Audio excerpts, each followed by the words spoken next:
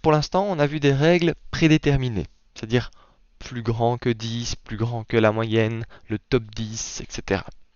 Maintenant, vous pouvez vraiment créer une règle qui vous est propre via des formules. C'est pour ça qu'on voit ça maintenant, après avoir vu les formules et le gel des cellules. Reprenons mon tableau, donc je suis passé dans le deuxième onglet. Imaginons que j'aimerais bien trouver la meilleure cote de français. C'était qui le king du français? C'était Théodule. Alors, comment est-ce que je peux savoir ça sans devoir scanner le tableau? Je sélectionne, je crée une mise en forme conditionnelle. Et bon, alors là vous me direz, il y a toujours moyen de demander d'avoir la valeur la plus élevée. Je demande d'avoir le top des valeurs et je peux demander d'avoir la valeur la plus élevée, voilà, le top 1. Il y a toujours plusieurs manières de faire les choses. Ici, je vais vous présenter quelque chose, juste pour vous montrer qu'il y a moyen de faire d'autres choses. Je ne dis pas que c'est la méthode la plus intelligente, mais juste pour vous introduire le concept. Donc le concept ici, en fait, j'ai demandé en français de trouver la cote qui est le maximum. Et donc je pourrais dire, règle de surveillance, je vais demander de mettre, on va dire, texte rouge, les cellules qui sont égales à quoi? Bah ici, j'aimerais bien dire à 17. Mais 17, c'est quoi? C'est mon maximum. Et donc je peux effacer ceci et écrire égal max. Alors pas oublier le égal, ça c'est un peu perturbant dans les formules. C'est pas égal parce que je demande que ce soit égal, c'est égal parce que je suis en train d'écrire une formule. Il faut qu'Excel comprenne que c'est pas le nom d'une plage de cellules ou quoi, que c'est vraiment une formule. Donc j'écris égal max. Même si je demandais que ce soit plus grand que le maximum, enfin c'est un peu bizarre, mais plus petit que le maximum ou quoi, je devrais écrire égal. Et maintenant je peux aller sélectionner ma plage. Hop, je ferme la parenthèse et je fais OK. Et elle est bien en rouge. Je sais pas si vous voyez, elle est bien en rouge. Voilà, alors comme je dis, il y a d'autres manières de jouer avec le maximum. Mais c'est juste pour vous dire qu'on peut employer des formules. Et vous pouvez employer des formules complexes. Vous pouvez employer des si, etc. On va bientôt avoir l'occasion d'en parler. Parce que pour cet exercice-ci, on pourrait aller un peu plus loin. Imaginons que j'aimerais bien afficher en rouge les étudiants qui ont une moyenne en dessous de 10. C'est-à-dire cet étudiant-ci et cet étudiant-ci. Mais toute la ligne. Parce que jusqu'à présent, j'avais fait des mises en forme conditionnelles liées aux données. Je disais, regarde dans les données ici et mets en rouge. Mais comment est-ce que je pourrais faire pour dire, bah, mets Michel en rouge parce que sa moyenne n'est pas assez grande. Vous voyez, cette fois-ci, je fais un décalage. Je vais mettre ceci en rouge en regardant la valeur là. Là, pour ça, on ne peut pas employer les règles classiques, on va employer une nouvelle règle. Alors, quelles sont les étapes pour mise en forme conditionnelle de toute une ligne? Alors, on va sélectionner tout le tableau qui nous intéresse. Alors, pourquoi qui nous intéresse? Je ne suis pas intéressé par mettre ceci en rouge, je ne suis pas intéressé par mettre ceci en rouge, je suis vraiment intéressé par mettre ces lignes-là en rouge. Donc là, c'est l'étape 1.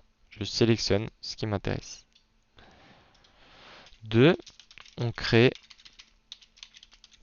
une nouvelle formule dans la mise en forme conditionnelle. Donc je sélectionne, accueil, mise en forme, et là, une nouvelle règle. Comme vous voyez, il y a plein de règles, mais il y en a une, c'est utiliser une formule pour déterminer quelle cellule. Et donc là, je peux vraiment employer toutes les formules que je veux. La troisième étape, une fois qu'on est ici, c'est de s'imaginer dans la première cellule en haut à gauche. Donc 3, on s'imagine dans la cellule en haut à gauche, c'est la première cellule de la sélection. Donc si je réalise ma sélection, je vais un tout petit peu dézoomer comme ça on voit tout en entier, voilà. Si je réalise ma sélection, je m'imagine dans la cellule en haut à gauche, ici, chez Laurent. Elle est même mise un peu plus en couleur. Je m'imagine là-haut. Et je vais écrire toutes mes formules comme si j'étais en A8, comme si j'étais là-haut. Alors si j'avais sélectionné que ceci, bah, c'est comme si j'étais en A11.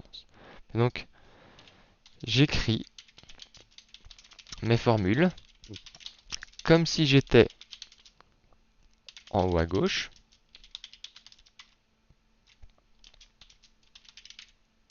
Décidément, de ma sélection. Et comme si j'allais ensuite tirer la formule partout dans le tableau.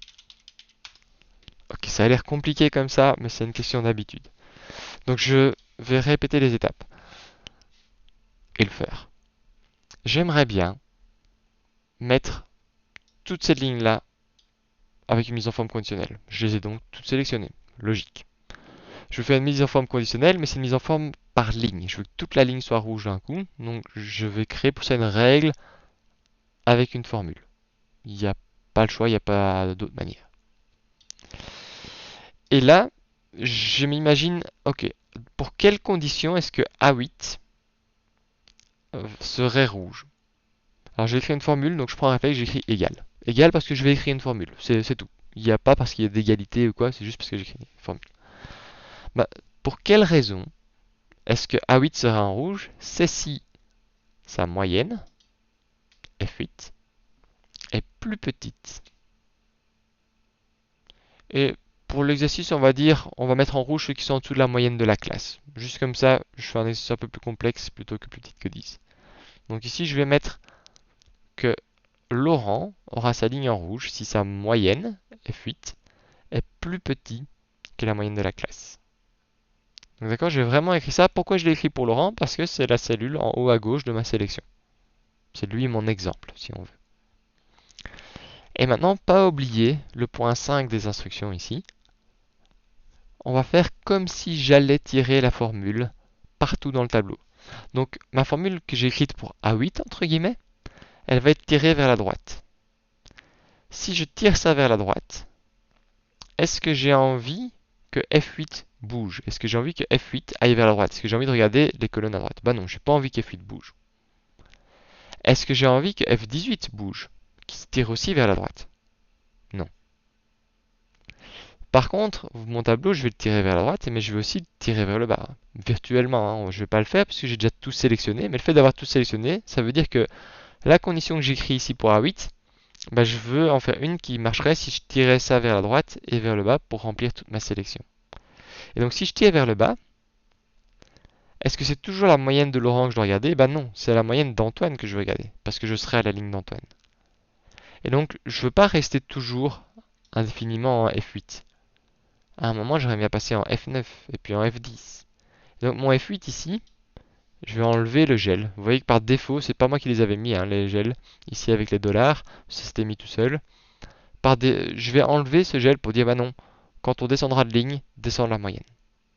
Par contre, la moyenne de la classe, elle est figée. Peu importe si on tire vers le bas ou vers la gauche, ce sera bon. Je vais changer le format parce que pour l'instant, il n'y a pas de mise en forme spécifique.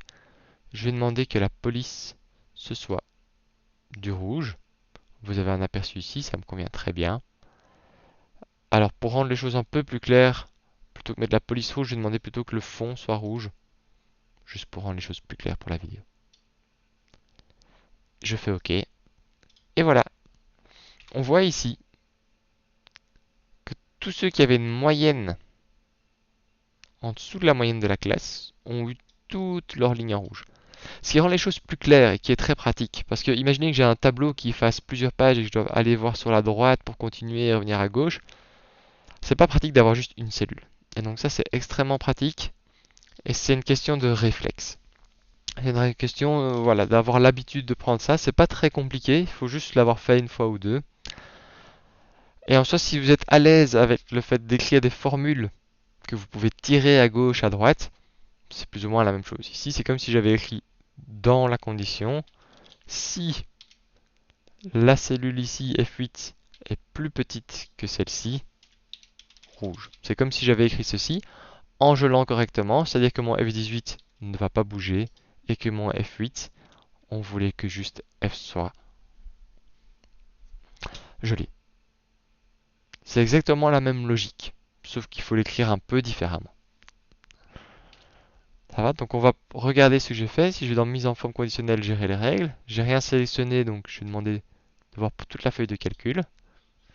Et là, je peux revoir, si je double-clique dessus, exactement ce que j'avais écrit. Donc le égal est juste là pour dire qu'il y aura une formule. Et c'est quoi le test? C'est que F8 soit plus petit que F18. Mais comme je l'ai fait pour tout un tableau, pour toute une matrice, j'ai dû geler certaines choses. Voilà comment on répond à cette question-là qui permet de mettre en forme toute une ligne. Et qui vous permet de faire d'autres choses. Qui vous permet non seulement de mettre en forme toute une ligne, mais qui vous permet aussi d'employer d'autres formules pour avoir le maximum et ce genre de choses. Imaginons que j'aimerais bien mettre en gras les 20 et les 0. D'accord? Quand il y a un 20, j'aimerais bien que ce soit en gras. Et quand il y a un 0, j'aimerais bien que ce soit en gras. Ben, si je sélectionne tout ceci, juste les données ici, hop. Mise en forme conditionnelle, je pourrais faire une nouvelle règle.